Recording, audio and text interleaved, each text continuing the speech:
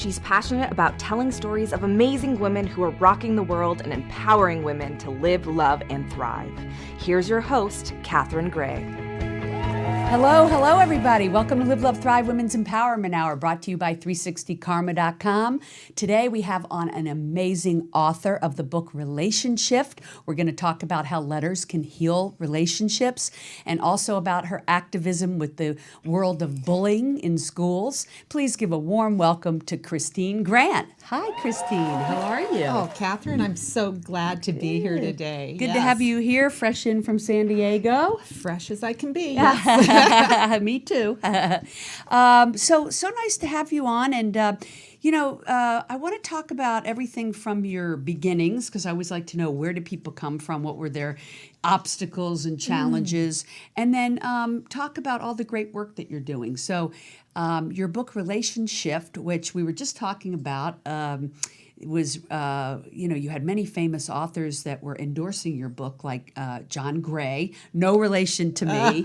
I wish he was. Hi, John. But why these famous authors got behind what you're doing? Because I feel like it's so unique, your approach about using letters to heal different relationships. So we're going to definitely talk about the book, RelationShift. And then also about your daughter's situation at school with bullying and how you got so involved as a marriage and psychotherapist. She was lucky, I think, to have you as a mom in that situation, because you know how to handle that type of situation. So we're going to share some of that advice with our listeners. Great. And then lastly, just want to talk about where you came from. So you were actually born here in California, right? Yeah. San Mateo. San Mateo. Yeah. Yes. Actually, fourth generation on my dad's side. Yeah. So. And then I was surprised to learn that you actually were in the military. I was the original Private Benjamin, I like to say. Yeah, that's what you were telling me. Yes. I love that. Yeah. And you actually got to meet Goldie Hawn, who, of course, was Private Benjamin in the movies. Yeah. Correct. That's right. That's right. So did you tell her, hey, you're playing me? You know? I did. Yeah. I actually did. Yeah. I was very young. I was 21. I took a script writing class, and I wrote about my quote adventures in the Army in Germany, the blonde going to Germany. Oh my gosh. And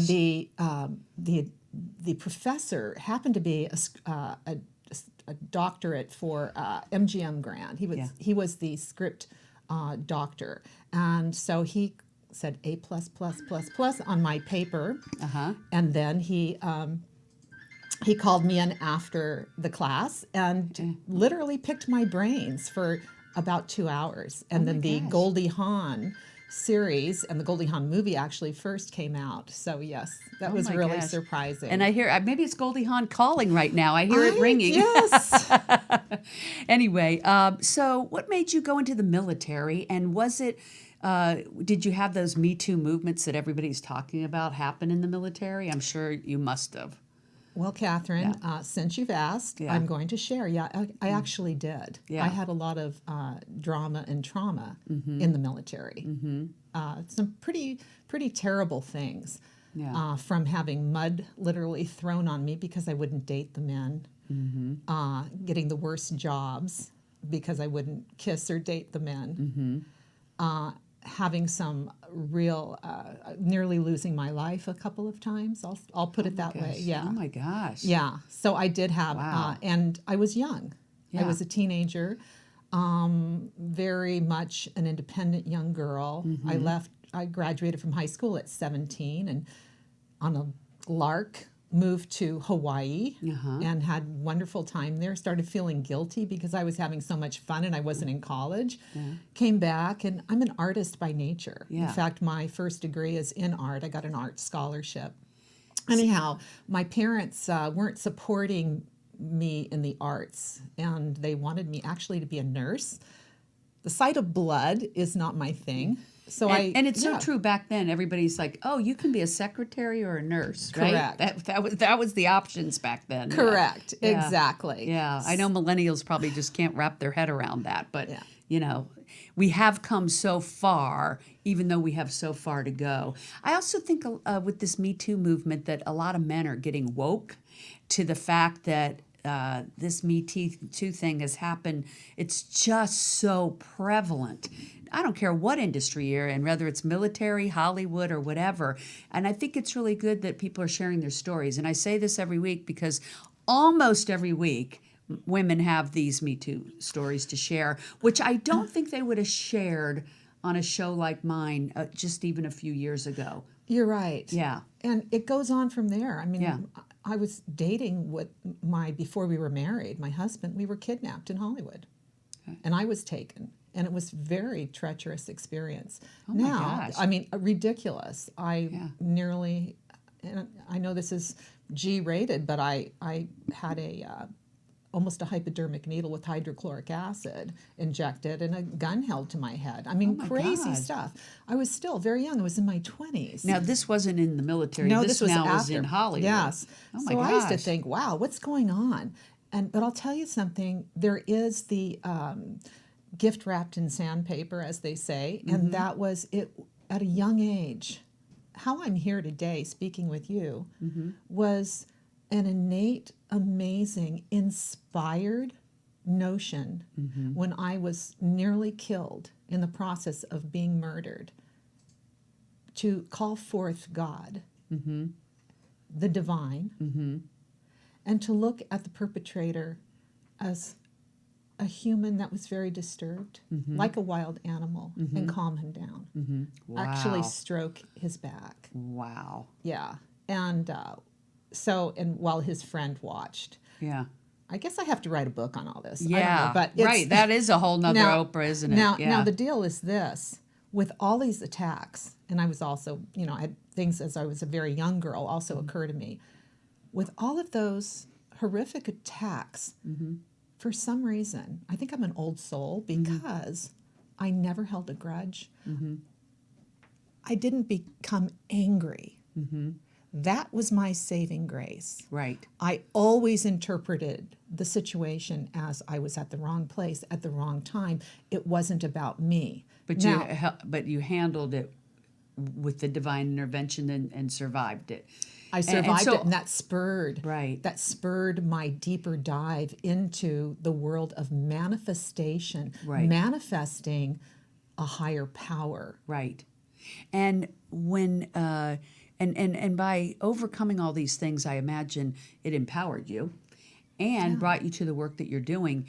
Now, you were also telling me you were married for a while. Yes. To a guy that was like Mr. Adventure. Yes. And that there are people out there that they're just kind of adrenaline junkies, and it's hard to keep up with them because you were like climbing Mount Rainier and doing all these incredible things, which I'm sure were wonderful, but like doing it on steroids, like yes. And so I imagine that other people identify with this too when they encounter someone like that who's super fun, super adrenaline, but maybe to too much of a degree that it's hard to keep up with.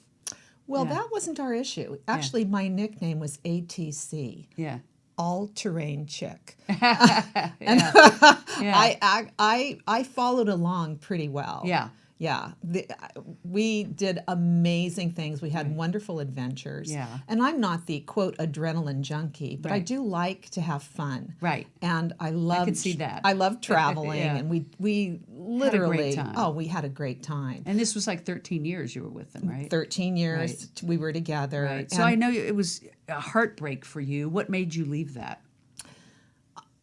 He was unfaithful. Oh, that'll do it. Very that'll unfaithful. Do it. Okay. Yeah. And it wasn't about me. It was sort of a serial situation with him. It's always interesting to me how, I would say men, but I guess it's people, could just, have such a wonderful relationship, be married to someone they love, have like ideal partner, and then cheat on them. But you know what? That's like a whole nother show. So I just want to say that you probably took your strengths from getting over your divorce and these different plights that we just talked about, and use that for the greater good, to write this book, and also to help your daughter who, once you became a single mom, I know you moved to, it was Del Mar, was it? Or The Del Mar area. Del Mar area, because you thought it was great schools. Yeah. And then your beautiful young daughter end up being bullied and had to switch schools, and that was a whole nother trauma thing that you got involved in with the schools, creating a program to help empower people or children that do get bullied. So let's talk a little bit about that, because I think that, we could have listeners that their children may be being bullied, and being a psychotherapist and being someone that's handled this, personally, I'd like to share some of that. Yeah.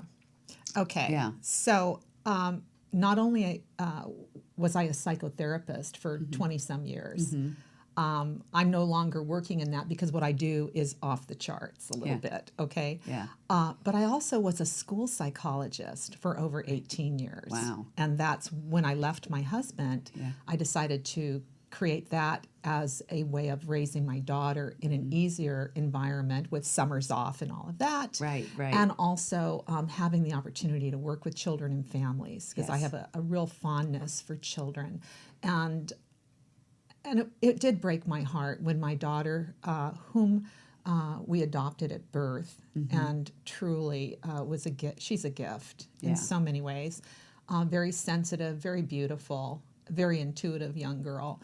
And she was bullied, terribly bullied. And this is becoming so common. Yeah. They say that the social media is perpetuating it. Yeah. Yes, actually, she was cyberbullied as well. And even though I was, quote, in the biz, and I would go to her school and I would complain and I would, report on this and that happening, because it was so over the top, where girls were threatening to get their older brothers from high school to beat her up on the way home. She was in middle school at the time, a very difficult stage developmentally for most kids. That's so middle scary. School. That's scary. And I know somebody else that their child was bullied, and they went to the school and complained and wrote letters, and come to find out in investigating it that it really falls on deaf ears. They don't really do anything. Is that true?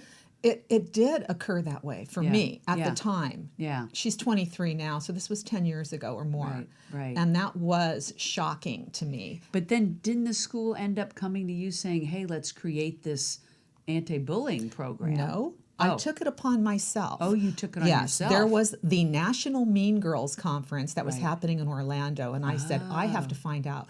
I have to get to the bottom of this. And especially someone such as myself, who had been targeted in life in so many ways. Right. And as I mentioned earlier, he nearly lost my life.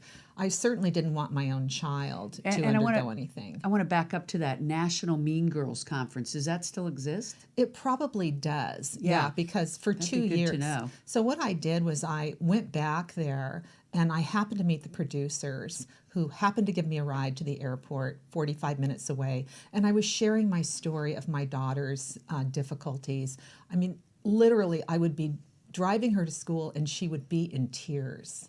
And I won't go into all the mean shenanigans, but it was pretty bad. You and I have talked, and it seems that you often manifest things that, whatever's going on, all of a sudden there's the person, all of a sudden there's John Gray, all of a sudden there's the person that does the Mean Girls Conference. It's kind of... Did I mention I'm an old soul? Yeah. Okay, I'm just saying, I think I came down people. here. I came down here to realize that no matter what happens to anyone, you have yourself. You have the God within you, that divine essence. Whatever powerful. Anybody calls anyone wants to call it. Yeah. That life force within you is more powerful than you would know. Right. Or than any human atrocity that you'd be trying to overcome. Yes. Yeah. What I want to say is your essence is much more than you would ever realize. Yeah. Someday when we're up there, playing harps on the clouds and going, wow, if only I'd known. Yes. So I'm down here to remind people, to reveal to them who they really are. Yeah. And so what I did was I decided, after this ride to the airport with the producers, they then asked me, would you come back and speak the following year in Las Vegas at the Hilton? And I had never spoken, to a large room before. Right. And I was flattered, and I said, sure. Yeah, and this is for the Mean Girls Conference that was for Vegas. Correct. Thank you. Yeah. And so approximately 9 months later, I got a message, we'd love to have you, and we want you to speak in about 2 months. 3 weeks later, I woke up in the middle of the night and went, OMG, I do need to have something to really share, a product. Right. So within 3 weeks, it was downloaded to me this book called Be Friendship Focused, BFF, Be Friendship Focused, and it's a manual with scripted dialogue for any mentor, because the schools today, they don't always have the the educated people. They don't have the manpower to handle the amount of relational aggression that's going on, et cetera. And I love that anagram, the BFF. That was brilliant. Thank you. Thank you. So anyway, long story short, I went around the country for 2 years. Oh my gosh. And had the book to try to sell to help pay for the airfare and the hotel. And in San Antonio in 2011, a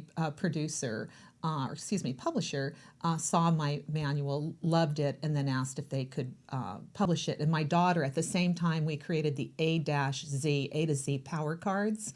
So it's her painting. She's very artistic in mine. It was a mother-daughter experience. Oh, wow. That's beautiful. So children love manipulatives. It's like an oracle, and it has a power character building word for every letter of the alphabet. Oh, so I that love was that. Yeah, so that was that. So both the book and the power cards are put into some schools.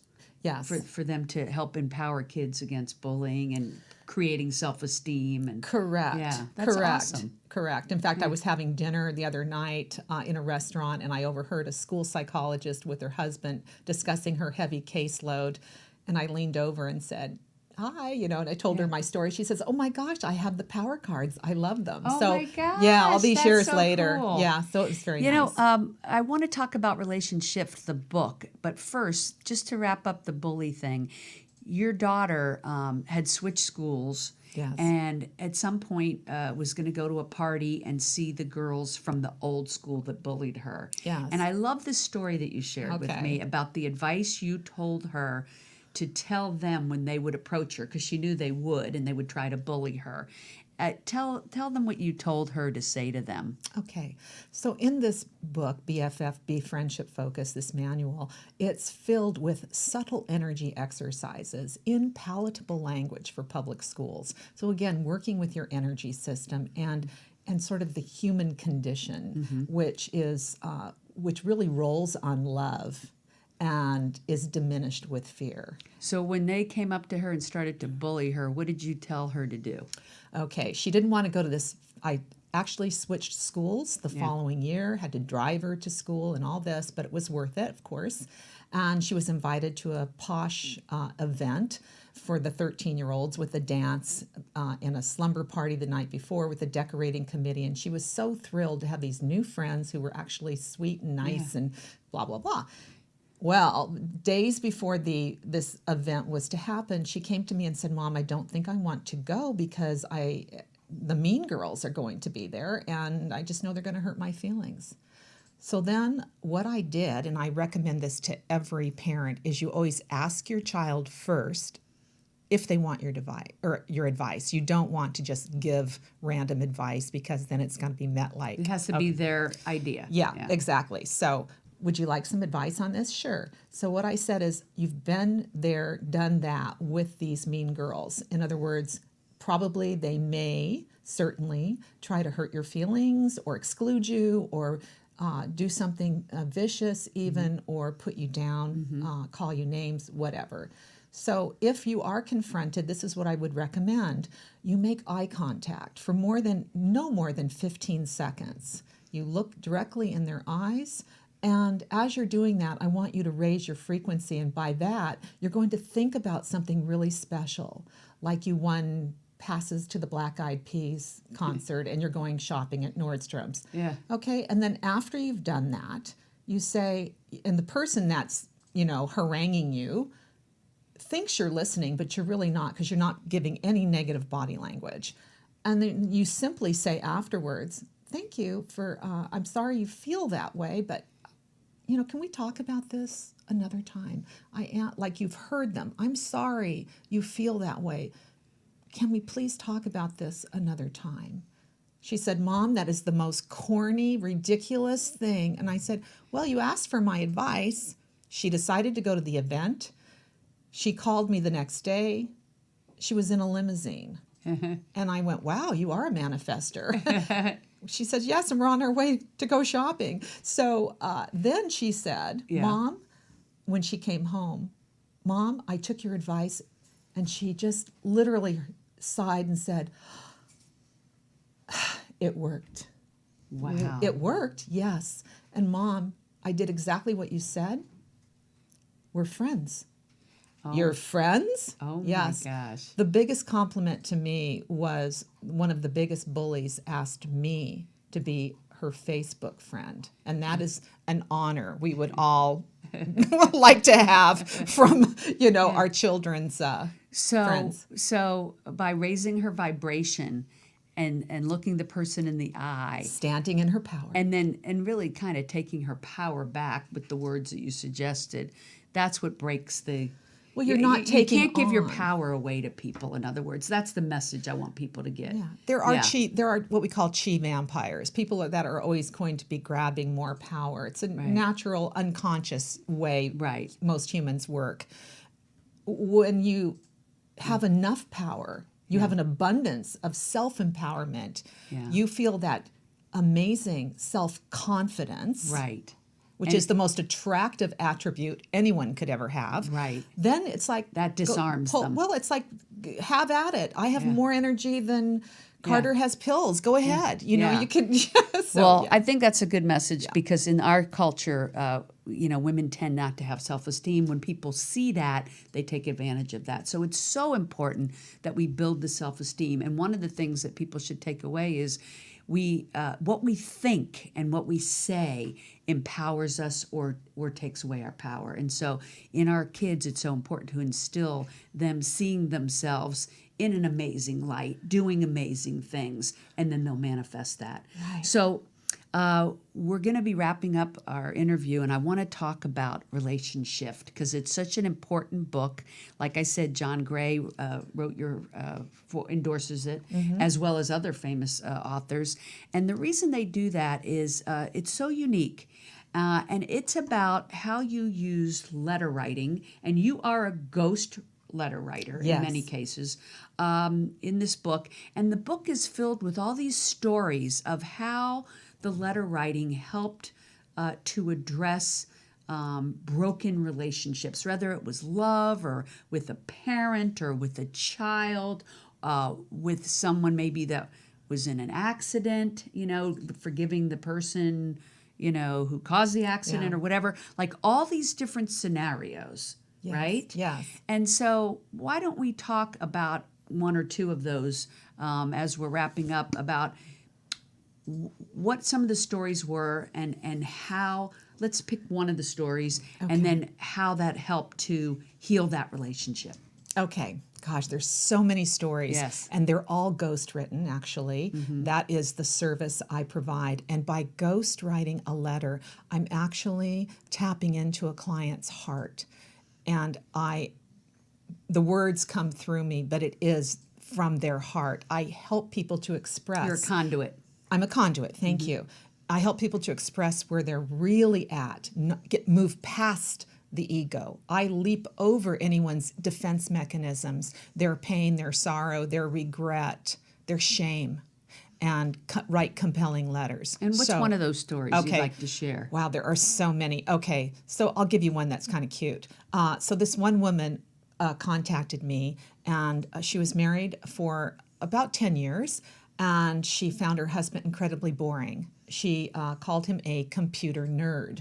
And although the computer nerd was a good man and provided a lovely lifestyle for her and their two children, who were 3 and 5, she complained on and on about how boring he was, their lovemaking wasn't as good as she would like, and on and on and on, and that she was ready to have an affair. So when I spoke with her, I realized in talking with her further that, and it was interesting because her and her husband both came from different cultures, different countries. And not that that has anything to do with it, but we do learn a lot from our culture, and our parents and our families are our primary teachers. So how we communicate is often sort of taken on. at any rate, the love language that the husband was, it seemed, trying to create was taken as an offense by the wife. For example, if they were in the swimming pool, he might splash her playfully, and she would take it as, I just had my hair done, what do you think you're doing, and get upset. Anyway, so I said, well, listen, you have a lot at stake here, and he's a good man. And before you throw in the towel and run out and find someone to have an affair with, let's give it a shot. I wrote a very beautifully seductive, if I may say, passionate, loving letter of respect and appreciation. Really, for all of the love and the goodwill and protection and all of the good elements that this man brought into their relationship and provided for the family.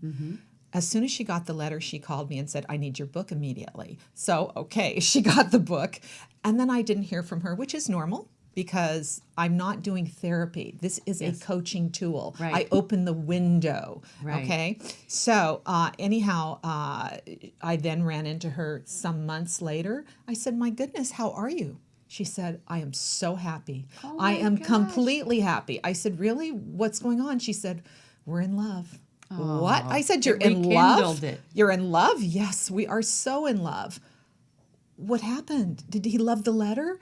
I didn't give him the letter. You didn't give him the letter? No. I keep threatening him and teasing him and saying, one day it's going to be on your pillow. But not yet. And he wants that letter. And I said, then what did happen? She said, Kristine, I read the letter. So in reading the letter, she understood what was really revealed to her was how she was showing up. So sometimes the letter is cathartic to the person who is the one that is like writing it, so to speak. Correct. With your help.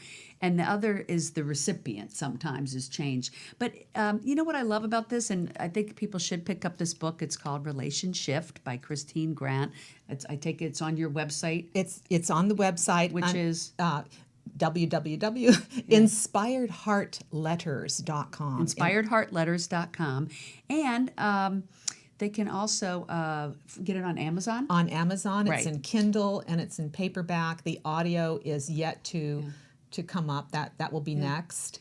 Well, you know, no matter what situation it is, any relationship that needs some healing, take a look at RelationShift. See all the different people that were helped by doing the letter writing. And I think you'll really enjoy the stories and enjoy the book. So definitely want to pick that up. I'm so happy to have you on the show today. Thank you. And I appreciate the good work that you're doing to help people, people to heal. Thank you. Keep doing the good work. I just want to say I've been writing those letters for 15 years. Oh my gosh. And nearly as many men as women ask for my services. I love that. It's a blessing for me to help in that way.